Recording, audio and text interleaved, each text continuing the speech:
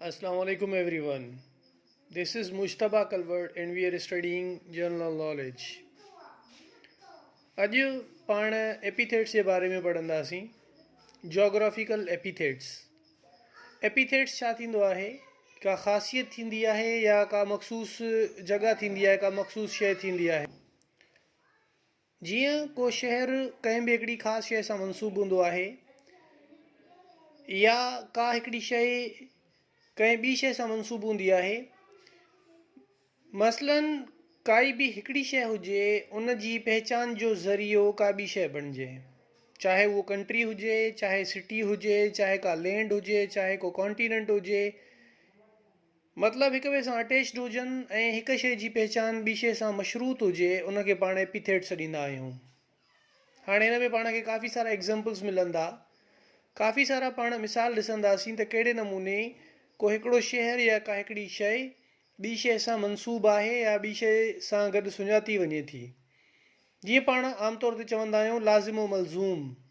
हाणे हिते बिल्कुलु परफेक्ट इहो मिसाल हिते बीहे थो पियो त एपिथेट जो मतिलबु आहे ॿ अहिड़ियूं शयूं जेकी हिक ॿिए सां लाज़िम मलज़ूम हुजनि. अचो हलूं था लेक्चर तरफ़ ऐं सभ खां पहिरीं एपिथेट ॾिसूं था. America's motor city. America's motor city छा खे सॾियो वेंदो आहे?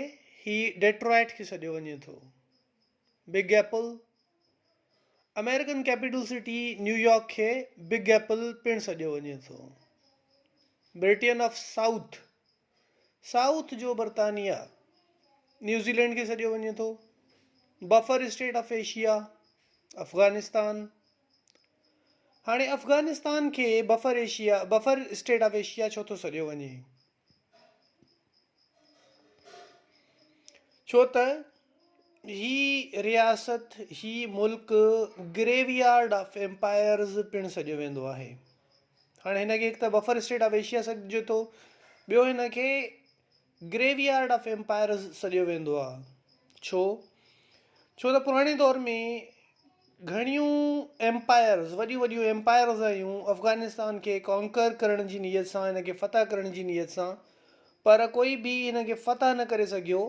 हिनखे फ़तह त न करे सघिया, पर उहे जेके वॾियूं वॾियूं रियासतूं हुयूं हिन स्टेट में फासी, हिन मुल्क में फासी पंहिंजो वजूद विञाए वेठियूं ऐं केतिरियूं ई सल्तनतूं तबाह थी वियूं. तंहिं करे रशियन एम्पायर हुई जंहिंखे ज़ार सॾियो वेंदो हो, ज़ार एम्पायर. ऐं ब्रिटेन एम्पायर जॾहिं इंडिया खे कॉलोनाइज़ कयो ऐं कॉलोनी ठाही त उन वक़्तु अफ़गानिस्तान एतिरो ख़तरनाक मशहूरु थी चुको हो जे ॿिन्हिनि स्टेट्स पंहिंजो बॉर्डर या बाउंड्री डिमार्केट करण जे लाइ अफ़गानिस्तान खे बफर ज़ोन करार ॾिनो त बाबा कोई बि अफ़गानिस्तान ते क़ाबिज़ वैसे बि नथो थी सघे, पर ही जेको आहे असां ॿिन्हिनि रियासतुनि खे धार करण वारो इलाइक़ो हूंदो. त इन करे हिन मुल्क खे बफर स्टेट ऑफ एशिया पिणु सॾियो वञे थो. Buffer zone of Europe Soviet union खे सॾियो वञे थो. छो त जेकी अक्सर यूरोपियन कंट्रीज़ आहिनि उहे कैपिटलिस्ट कंट्रीज़ आहिनि ऐं सोवियत यूनियन हिन दुनिया में, हिन वर्ल्ड में कम्यूनिज़म जो बुनियादु रखंदड़ सभ खां पहिरियों मुल्क हो. इन करे ही कैपिटलिज़म खे कम्यूनिज़म खां धार पियो करे.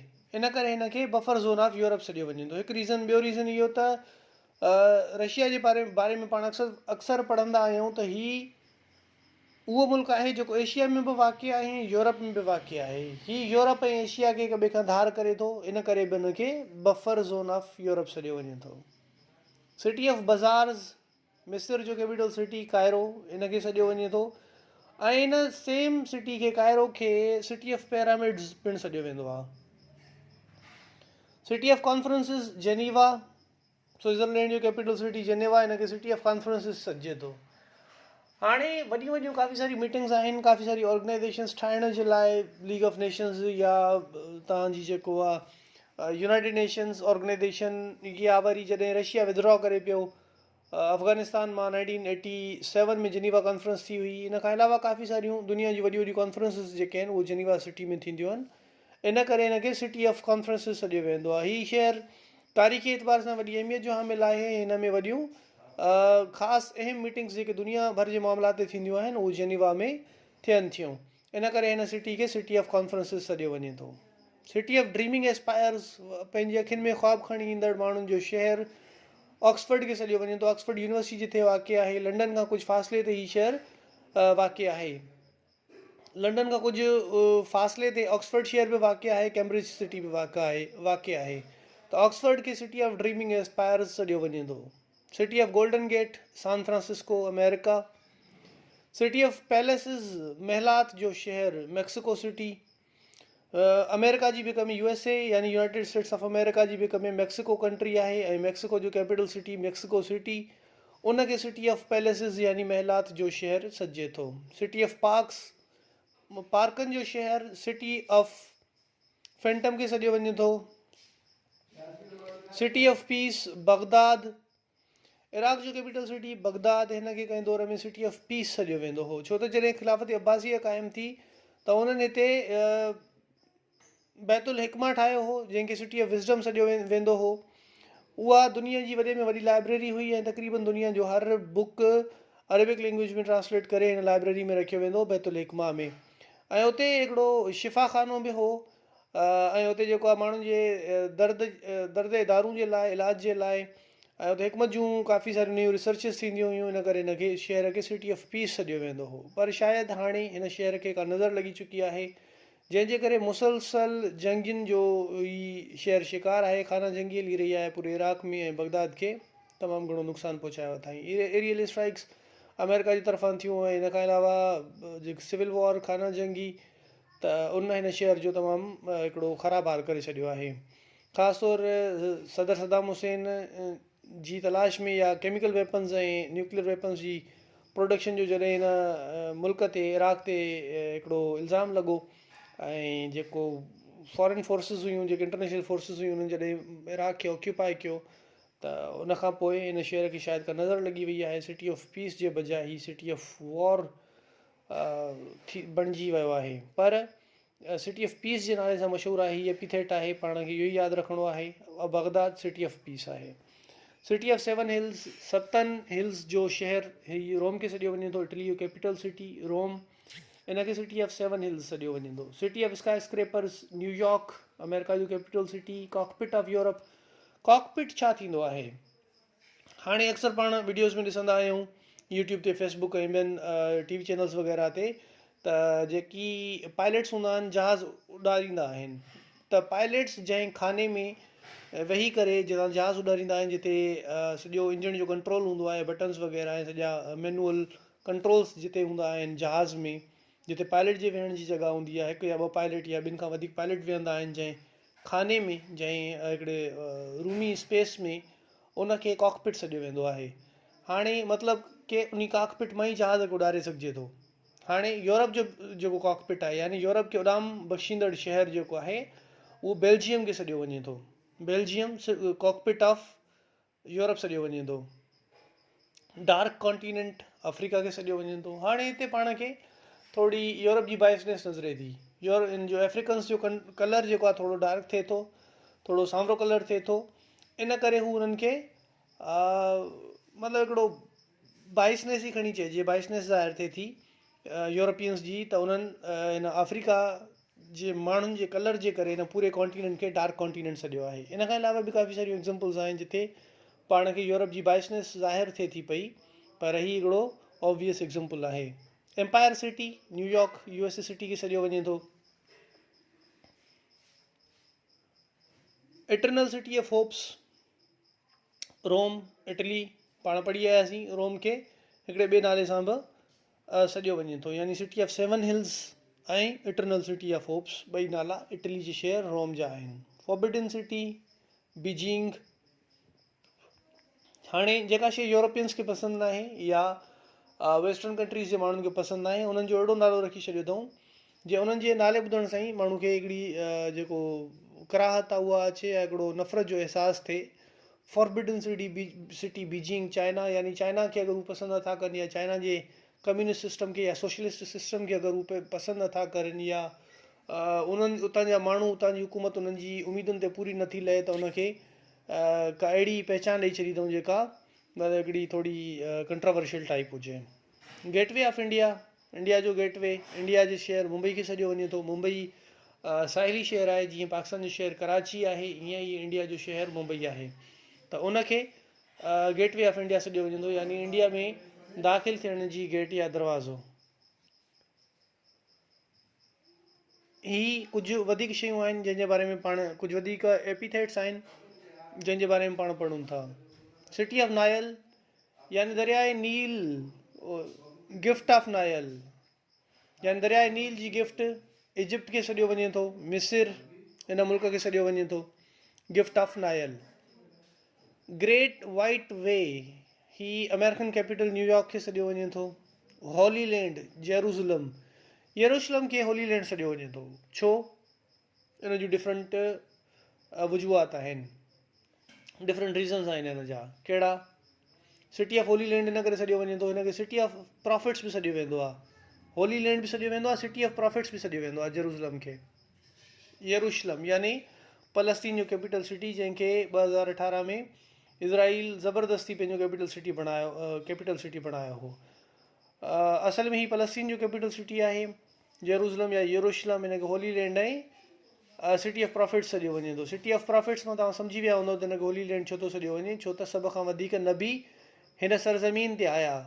ऐं इन खां अलावा ॿी वजह इहा आहे त मुस्लमाननि जो पहिरियों काबो, पहिरियों हिकिड़ो छा चइजे, जंहिं तरफ़ माण्हू मुस्लमान मुंहुं करे नमाज़ पढ़ंदा हुआ, पहिरियों काबो ई चइजे, या अहिड़ो डायरेक्शन जंहिंमें मुस्लमान मुंहुं करे जंहिं तरफ़ नमाज़ पढ़ंदा हुआ, त उहो मुस्लमाननि जो उते आहे। नबी करीम मस्जिद अक्सा उते आहे। नबी करीम वसल्लम जितां जन्नत में विया, जन्नत तरफ़ विया हज़रत जिब्राइल अलैहिस्सलाम सां बुराक ते सवार थी, उहा जॻह उते आहे। हे त मुस्लमाननि जी हिकिड़ी पहचान आहे, मज़हबी पहचान उहा। इन खां अलावा ईसाई बि हिनखे होली सिटी सॾींदा आहिनि। छो? छो त हज़रत ईसा अलैहिस्सलाम खे उते क्रूसीफाई कयो वियो। जॾहिं उते हुनखे फांसी ॾिनी पई वई त अलाह ताला हुनखे आसमाननि तरफ़ घुराए वरितो। मुस्लमाननि जो बि इहो अक़ीदो आहे ऐं क्रिश्चन्स जो बि बिल्कुलु इहो ई अक़ीदो आहे त अलाह ताला हज़रत ईसा अलैहिस्सलाम खे उतां मथे घुराए वरितो जॾहिं हुनखे फांसी पई ॾिनी वञे यरूशलम शहर में। त इन निस्बत सां इन जो ईसाइनि जो या क्रिश्चन्स जो बि होली लैंड आहे या होली सिटी आहे यरूशलम। इन खां अलावा यहूदियन जो होली सिटी आहे, जंहिंजे करे ई इज़राइल उते क़ाबिज़ आहे ऐं हिनखे जेको आहे पंहिंजे कंट्रोल में रखणु चाहे थो। छो? छो त उते हिननि जो टेंपल ऑफ सोलोमन, हज़रत सुलेमान अलैहिस्सलाम जो महल, उहो उते वाक़िअ आहे, जंहिंमां सिर्फ़ु हाणे तक़रीबन महल टुटी चुको आहे, सिर्फ़ु हिकिड़ी वेलिंग वॉल रहिजी वई आहे। वेल पाण चवंदा आहियूं रोइण खे, रड़ण खे, रड़ियूं करण खे। हाणे ईसाइनि जी इबादत जो तरीक़ो इहो हूंदो आहे त वेलिंग वॉल जे साम्हूं बीहंदा आहिनि, पंहिंजे मथे खे ज़ोर ज़ोर सां हेठि मथे झटकींदा आहिनि ऐं हू दुआ घुरंदा आहिनि। हाणे जेको टेंपल ऑफ सोलोमन हो उहो त तक़रीबन तबाह थी वियो आहे, पर हुनजी जेका वेलिंग वॉल हुई या जेका रोइण वारी भित हुई, दीवार हुई, दीवार गिरिया जंहिंखे सॾियो वेंदो आहे, उहा वाक़िअ आहे ऐं हुते यहूदी पंहिंजी इबादत कंदा आहिनि। पर उहे थर्ड टेंपल बि ठाहिणु चाहिनि था। फर्स्ट टेंपल तबाह थी वियो, सेकेंड टेंपल तबाह थी वियो, हाणे हू उते थर्ड टेंपल ठाहिणु चाहिनि था, जंहिंजे करे ॾींहों ॾींहुं हू फ़लस्तीनी सरज़मीन ते क़ाबिज़ थींदा पिया वञनि ऐं जेका लैंड ऑक्यूपाइड लैंड आहे उहा वधाईंदा पिया वञनि ॾींहों ॾींहुं। इन करे ई हाणे ईसाईयत, यहूदियत ऐं मुस्लमाननि जे करे इस्लाम जे हिसाब सां ही शहर उन्हनि जी मज़हबी एफिलिएशन जो सबबु आहे। इन करे हिन शहर खे होली लैंड सॾियो वञे थो। आइलैंड कॉन्टिनेंट ऑस्ट्रेलिया खे सॾियो वञे थो, जेको पूरो कॉन्टिनेंट ई आइलैंड आहे। इन करे हिनखे आइलैंड कॉन्टिनेंट सॾियो वेंदो आहे। हिनखे लैंड ऑफ कैंगरूज़ बि सॾियो वेंदो आहे ऐं हिनखे लैंड ऑफ गोल्डन फ्लीस बि सॾियो वेंदो आहे। ऑस्ट्रेलिया जूं 3 एपिथेट्स आहिनि: island continent, land of golden fleece, land of kangaroos. Island of pearls, मोतियुनि वारो आइलैंड, बहरेन खे सॾियो वञे थो। Land of fertile fields, Algeria खे सॾियो वञे थो। लैंड ऑफ 5 रिवर्स, पंजाब खे सॾियो वञे थो। छो त मतिलबु 5 आब मतिलबु पाणी, यानी 5 पाणियुनि जी सरज़मीन, यानी 5 दरियानि जी सरज़मीन पंजाब। 5 नद बि पंजाब में आहे, मिठनकोट जे मुक़ाम ते वाक़िअ आहे। 5 नद, इहो बि अक्सर सुवालु ईंदो आहे त 5 नद किथे वाक़िअ आहे, त हिन जो जवाबु आहे पंजाब में। 5 नद वाक़िअ मिठनकोट जे मक़ाम ते ऐं पंजाब मतिलबु 5 रिवर्स जी या 5 दरियानि जी सरज़मीन। Land of golden fleece Australia, land of kangaroos Australia. डू मतिलबु सेम, ऑस्ट्रेलिया ई थींदो हिन जो जवाबु। Land of 1000 legs, Finland. Land of lilies and land of maple, Canada खे सॾियो वञे थो land of midnight sun, Norway खे सॾियो वञे थो अधु राति वारे सिज जी सरज़मीन यानी नॉर्वे। हाणे उर्दू में हिकिड़ो मुहावरो आहे, क्या वहाँ नहर शहद और दूध की नहरें बहती हैं जो तुम वहाँ जाना चाहते हो। अक्सर उर्दू में इहो हिकिड़ो मुहावरो इस्तेमालु कयो वेंदो आहे, दूध और शहद की नहरें बहना। त हाणे ही दूध और नहरें की सरज़मीन जेका आहे, खीर ऐं माखी जी सरज़मीन, लेबनान खे सॾियो वञे थो land of milk and honey. Land of morning com, सुबुह जो ख़ामोशी वारो शहर या सरज़मीन, कोरिया खे सॾियो वञे थो land of morning com, Korea. Land of mountains, Nepal, दुनिया जी हाईएस्ट चोटी माउंट एवरेस्ट पिणु नेपाल में वाक़ आहे। ही पूरो पहाड़ी सिलसिलो आहे जंहिंमें काफ़ी पहाड़ी चोटियूं आहिनि, जंहिंजे करे ई नेपाल खे लैंड ऑफ माउंटेन्स सॾियो वञे थो। लैंड ऑफ प्रॉफिट्स, नबियुनि जी सरज़मीन, फ़लस्तीन। लैंड ऑफ राइज़िंग सन, उभरंदड़ सिज जी सरज़मीन, जापान खे सॾियो वञे थो। इन खां अलावा लैंड ऑफ सेटिंग सन, सिज जे ग्रुप थियण जी सरज़मीन, यूनाइटेड किंगडम खे सॾियो वञे थो। लैंड ऑफ 1000 एलिफेंट्स, हज़ारें एलिफेंट्स जी सरज़मीन, लाओस खे सॾियो वञे थो। लैंड ऑफ थंडर बोल्ट, खिवण या बिजली पैदा जेका थींदी आहे, या जेका बादल गरजंदा आहिनि, उन्हनि जी सरज़मीन, भूटान खे सॾियो वञे थो। हिन में अक्सर इहो मौसमु रहे थो। लैंड ऑफ वाइट एलिफेंट्स, जिते वाइट एलिफेंट मिलंदा आहिनि, ही थाईलैंड खे सॾियो वञे थो। थाईलैंड साउथ ईस्ट एशिया जो कंट्री आहे जेको वियतनाम ऐं ॿियनि कंट्रीज़, ॿियनि साउथ ईस्ट एशियन कंट्रीज़ जी बि कम में आहे। क्रिश्चियन कंट्री आहे, क्रिश्चियन जी हिन में अक्सरियत आहे, मुस्लमान बि हिते रहनि था, पर मुस्लमाननि जो तादादु बिल्कुलु थोरो आहे। हिकिड़ो सुठो टूरिस्ट स्पॉट आहे थाईलैंड ऐं वियतनाम ॿई, थाईलैंड वियतनाम ऐं फिलीपींस बि, ही सुठा टूरिस्ट स्पॉट्स आहिनि। मानचेस्टर ऑफ जापान, ओसाका खे सॾियो वञे थो। ओसाका जी बैटरीज़ हूंदियूं आहिनि पाण वटि, ओसाका जा सेल्स हूंदा आहिनि, उन्हनि जी प्रोडक्शन में शहर मशहूरु आहे, पर हिते पाकिस्तान लोकल प्रोडक्शन बि ओसाका जे नाले सां थिए थी पई, पर बेसिकली ही प्रोडक्ट्स जेके आहिनि उन शहर जूं आहिनि। पर्ल ऑफ ईस्ट यानी ईस्ट जो मोती, फिलीपींस खे सॾियो वञे थो, या हिनखे फिलिपाइन बि सॾियो वेंदो आहे, फिलीपींस बि सॾियो वेंदो आहे। पिंक सिटी, जयपुर इंडिया जो शहर आहे, जयपुर हिनखे पिंक सिटी सॾियो वञे थो। प्लेग्राउंड ऑफ यूरोप, स्विट्ज़रलैंड, ऐं पिरामिड सिटी, कायरो, इजिप्ट जो कैपिटल सिटी। ही हो असांजो अॼु जो टॉपिक, जंहिंमें पाण एपिथेट्स पढ़ियासीं ऐं उन्हनि जी प्लेसिस पढ़ियूंसीं। अगरि हिन मां कोई बि क्वेश्चन आहे त तव्हां पुछी सघो था। Thank U.